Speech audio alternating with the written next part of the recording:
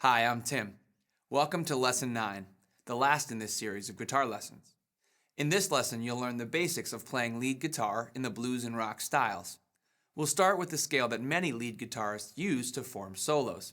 Then we'll learn some licks and talk about how you can improvise a solo over a 12-bar blues progression.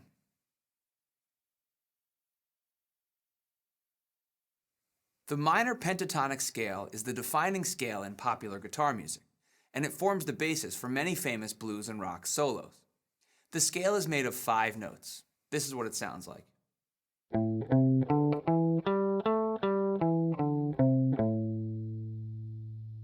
Here's how you play the A minor pentatonic scale. Start with your first finger at the 5th fret of the low E string. That's the root. Next, the 4th finger goes 3 frets up at the 8th fret on the same string. The next 2 notes are played on the A string at the 5th and 7th frets with your 1st and 3rd fingers. The 5th note is played with your 1st finger on the D string at the 5th fret. Then let's repeat the root higher up at the 7th fret on the D string. The relationship of the 2 roots is called an octave. Let's review that. Here are the 5 notes of the scale: 1, 2, 3, 4, 5, and the octave. Let's play that scale up and down a few times, nice and slow. 1, 2, 3, 4. 1, 2, 3, 4, 5, 1. 1, 5, 4, 3, 2, 1. Again.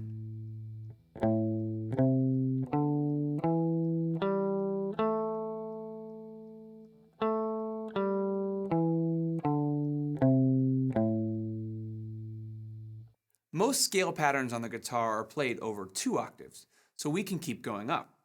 Here's how to play the 2nd octave. We left off with the root A at the 7th fret of the D string.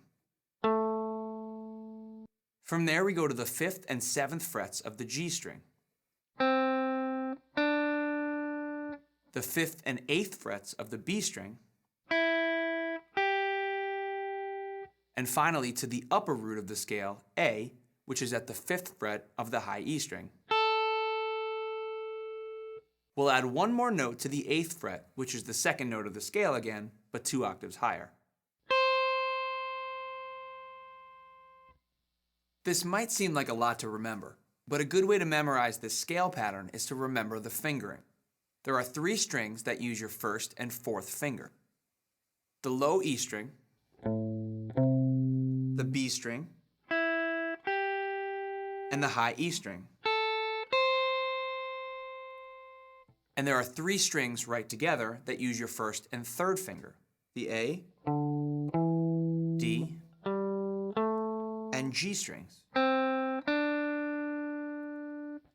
Let's try the same exercise while thinking about the fingering for the pattern. 1, 2, 3, 4. 1, 4, 1, 3, 1, 3, 1, 3, 1, 4, 1, 4. Now back down. 4, 1, 4, 1, 3, 1, 3, 1, 3, 1, 4, 1. This pattern with the root note at the 5th fret starts on A, so it's the A minor pentatonic scale. If you move it up to the 8th fret, it becomes the C minor pentatonic scale.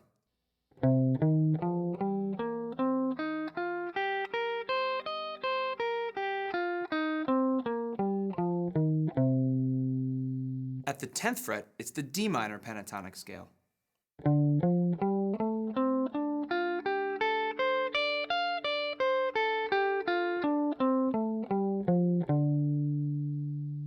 Like bar chords, this scale pattern is movable up and down the fretboard.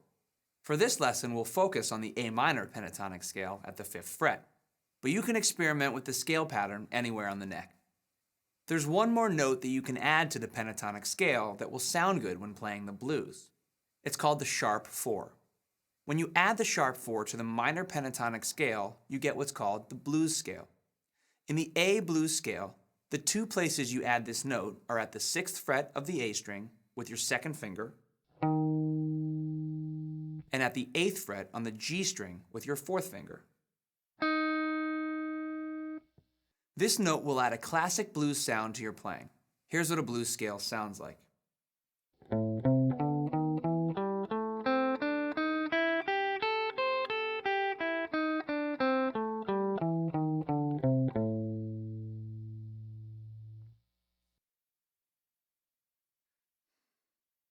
Now I'll show you some licks built from the A minor pentatonic scale. A lick is a term we use to describe the musical phrases that we play on guitar. Guitarists use combinations of these licks, linking them together in different ways to play a solo.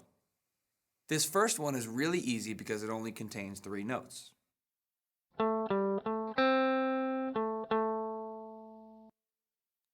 You can use all downstrokes to play this lick, or a combination of downstrokes and upstrokes.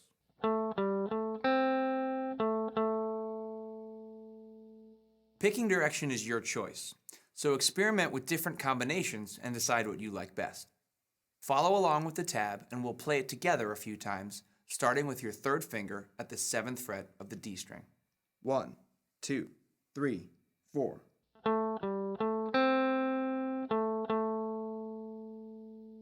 Again.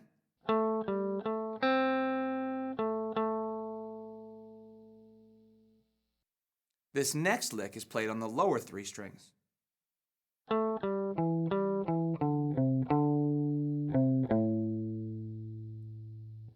I used alternate picking with a consistent down, up motion, but again, you can pick it however you like. Here we go, starting on the same place at the 7th fret on the D string. 1, 2, 3, 4.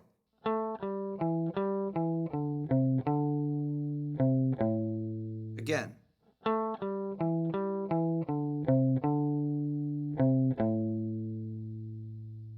Here's one last lick that works great for the ending of a solo.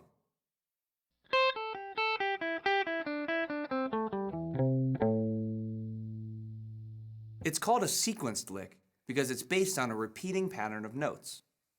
This pattern is based on a 3-note sequence that continues down the scale.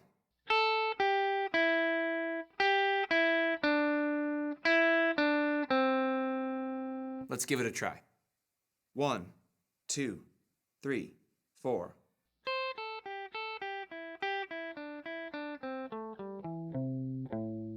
Again.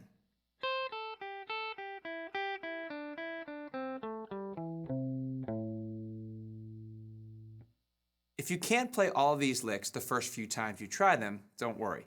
Keep practicing, and after a while they'll get easier. And keep in mind that even the simplest licks, just using 2 or 3 notes from the minor pentatonic scale, will sound good over the blues song in this lesson. Experiment and make up some of your own licks.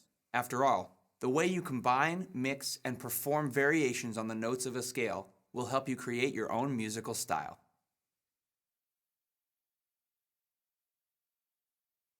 There are a lot of advanced playing techniques that make the guitar a very expressive instrument. Here's a few.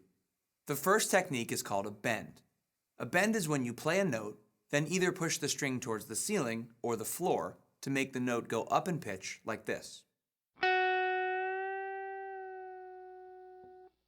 This technique can take years to perfect, but if you want to try bending, the most important thing to remember is that a bent note should always end up matching the sound of a note higher on the fretboard. For example, I can play a note on the 7th fret of the G string and bend it up to match the sound of the note on the 8th fret.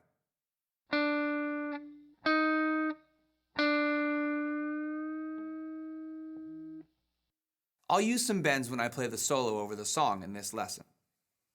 Another advanced technique is called a hammer-on.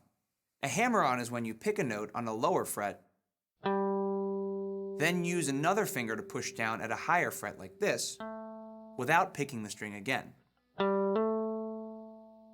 I'll play the pentatonic scale using hammer-ons so you can see how it works.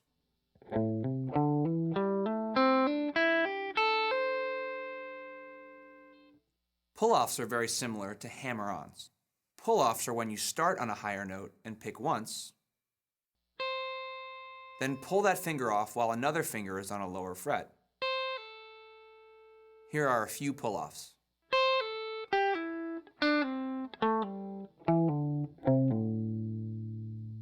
The last technique I'll show you is called vibrato. Vibrato is when you bend a note up and down just a little bit like this. It's sometimes nice to add vibrato to the longer notes of a solo to give them a little bit more character. All of these techniques take a lot of practice to sound good.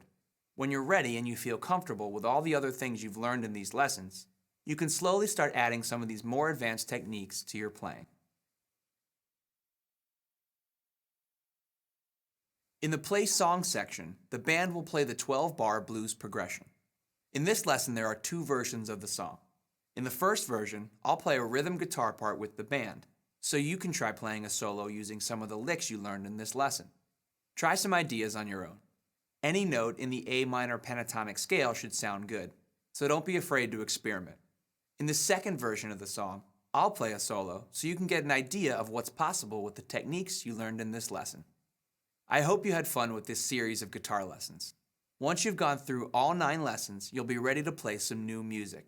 So check out the lesson store in GarageBand, where you can purchase artist lessons with songs taught by the musicians who made them famous.